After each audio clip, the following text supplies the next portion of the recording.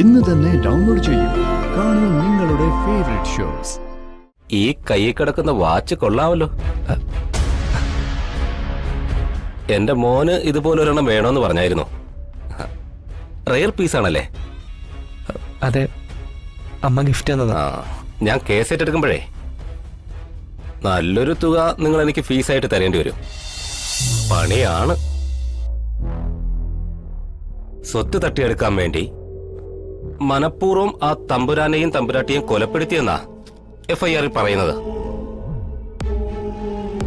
ഇതൊക്കെ ഉള്ളത് തന്നെയാണോ? നിങ്ങൾ പറയുന്ന ഈ ശിവദാസൻ എന്ന് പറയുന്ന ആളെങ്ങനെയാ? ഒരു കൊട്ടാരത്തിലെ തമ്പുരാനെയൊക്കെ ഒറ്റയ്ക്ക് തട്ടാനുള്ള ശക്തിയും ബുദ്ധിക്കുറപ്പും ഒക്കെ ഉള്ള ആളാണോ? ആളൊരു സാധു സാറേ. അങ്ങനെയൊന്നും ചിന്തിക്കാൻ പോലും അദ്ദേഹത്തെ കൊണ്ട് കഴിയില്ല. എടോ, അത് തനിക്ക് അറിയാത്തത് കൊണ്ടാ.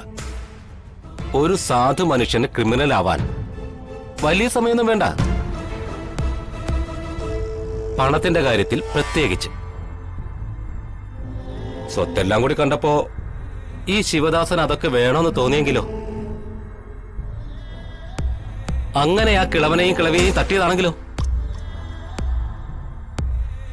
ഈ സൈലന്റായി നടക്കുന്നവരൊക്കെയാണ് കൂടുതലും ക്രിമിനൽ മൈൻഡ് ഉള്ളവര്. ഇയാളെങ്ങനെയാ, മദ്യപിക്കോ? ദാസേട്ടൻ മദ്യപിക്കില്ല. അപ്പോ സ്വബോധത്തോടെ ചെയ്യാനാണ് സാധ്യത. കുറ്റം ചെയ്ത ആരെങ്കിലും ചോദിച്ചാലുടനെ സത്യം പറയോ? നിങ്ങൾ ചെന്ന് അയാളോടൊന്ന് വിശദമായി ചോദിച്ചു നോക്കണം. കുറ്റം ചെയ്തെങ്കിൽ ചെയ്തെന്ന് തന്നെ പറയാൻ പറ. അയാളെ പുഷ്പം പോലെ ഞാൻ ഇറക്കിത്തരാം. ചെയ്തിട്ട് ഇല്ലെന്ന് പറയുന്നതാണ് കുഴപ്പം.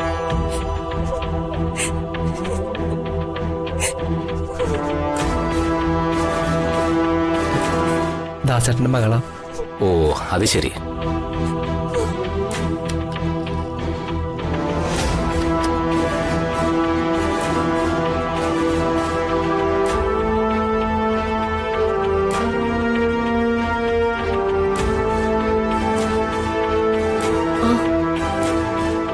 നിങ്ങളെന്താ ഇത്രയും താമസിച്ചത്? പൂജ കഴിഞ്ഞപ്പോ താമസിച്ചോ? പൂജ നടന്നില്ല ചന്ദ്രാമേ. അയ്യോ, നടന്നില്ലേ? അതെന്താ?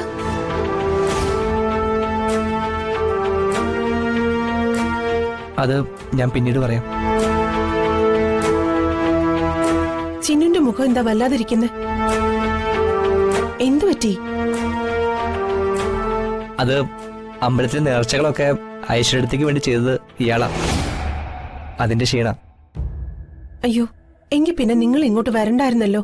വീട്ടിൽ പൊക്കൂടായിരുന്നോ? അത് സാരില്ല, ചന്ദ്രമ്മ വീട്ടിൽ പൊക്കോ. രാത്രി ഞാനിവിടെ നിന്നോളാം. പിന്നെ ഒരു സഹായം കൂടി ചെയ്യണം. നാളെ രാവിലെ ഒന്ന് വരണം. എനിക്ക് ഒരു സ്ഥലം വരെ പോണം. അതാ. ഞാൻ രാവിലെ ഇങ്ങ് വരാം. സീതയോട് പറഞ്ഞേക്ക് ഞാൻ ഇറങ്ങിയെന്ന്. എന്നാ ഞങ്ങൾ ഇറങ്ങട്ടെ. താൻ ക്യാൻറ്റീനിൽ ചെന്ന് എന്തെങ്കിലും വാങ്ങിച്ചു കഴിക്കും. ഞങ്ങൾ രാവിലെ ഇങ്ങ് വരാം. വാ.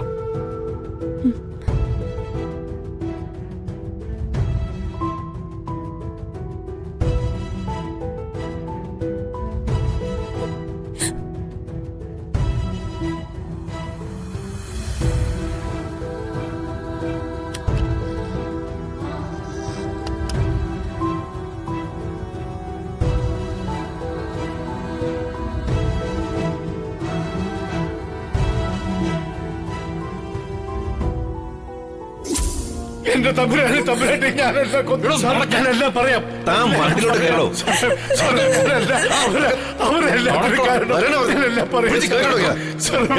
പറയുന്നത് കേൾക്ക്.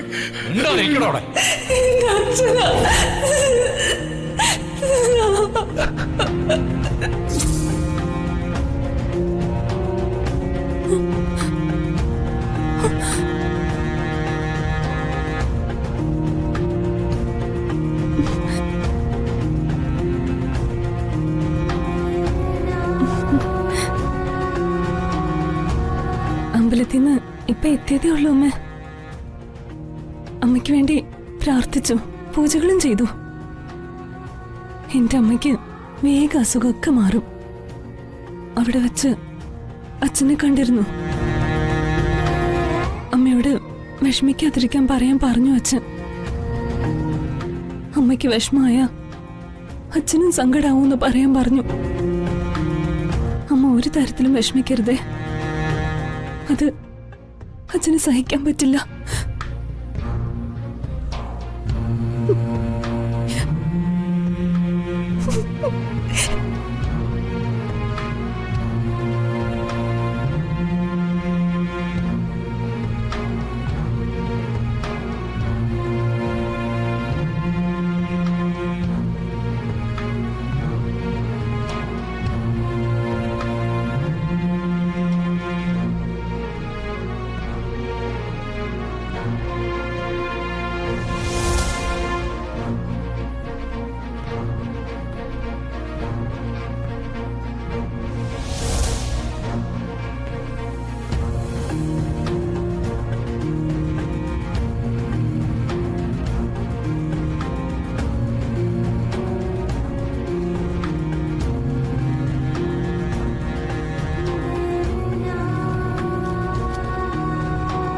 സാർ, ഇത് പോലീസ് കെട്ടിച്ചമച്ച കേസാണെന്നാ എനിക്ക് തോന്നുന്നത്. ഉം. എങ്ങനെയെങ്കിലും ദാസേട്ടനെ രക്ഷിച്ചെടുക്കണം സാർ. അല്ലെങ്കിൽ ആ നിരപരാധിയായ പാവ മനുഷ്യൻ ചെയ്യാത്ത കുറ്റത്തിന് ജയിലിൽ കിടക്കേണ്ടി വരും. ഉം.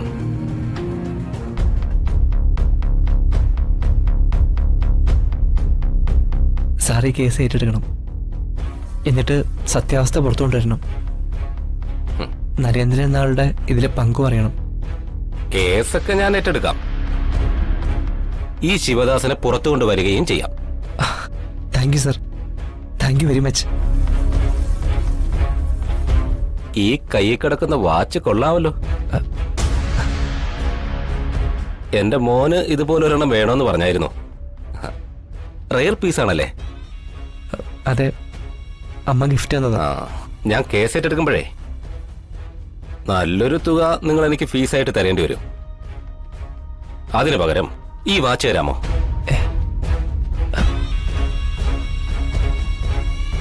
അത്രയ്ക്ക് ഇഷ്ടമായതുകൊണ്ടാ ചോദിച്ചത്.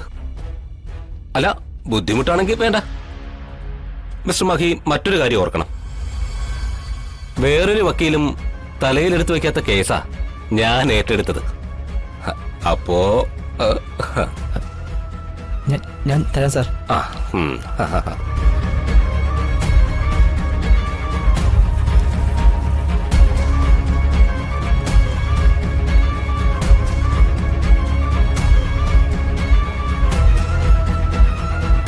ഓം ഹ്രീം കുട്ടിച്ചാത്ത. ഇനി കണ്ണു തുറന്നേ.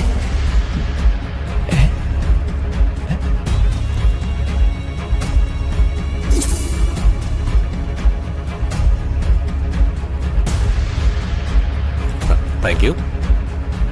കൊള്ളാം കേട്ടാ. പിന്നെ മിസ്റ്റർ മഹി,